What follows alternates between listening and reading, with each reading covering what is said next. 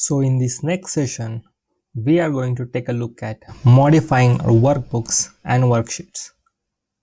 So for this, we are going to do a simple exercise. So here, as you can see, I have one worksheet open at sheet 1.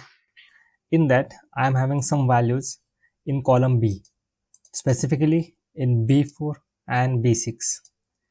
So I have a couple of values in these two cells. We will be looking at how we can modify these two cells, like copying a data from a cell to another cell and moving from a data to another cell. There are many different ways to copy and move a cell within a workbook, within a worksheet, or within multiple worksheets. And I'm going to show you one of them. So let us look at first how we can copy the cell. So here in B4 cells, I have value that is copy. To copy this value from B4 to any other location within workbook, within worksheet, what we have to do is we will be using a one Control C shortcut for copy. This Control C. Now you will see that B4 cell is highlighted with small ants moving around it. We'll just go to another cell where we want our data to be copied, and we'll press another shortcut key, that is Control V, the V for victory. There you go. You have the copy of that data. Now if you look at it, this B4 cell is still highlighted.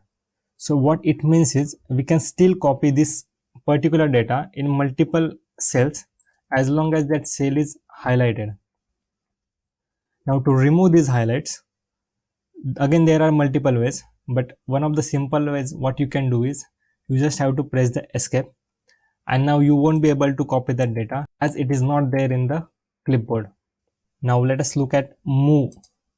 So let's say I have to move this particular value from B6 cells to F6 cells. So just like what we did for copy, we will be cutting this value from B6 and will be pasting it in the F6 cell. For cutting this value, we will use shortcut key, that is Control X. Again this cell is highlighted. We will go to F6.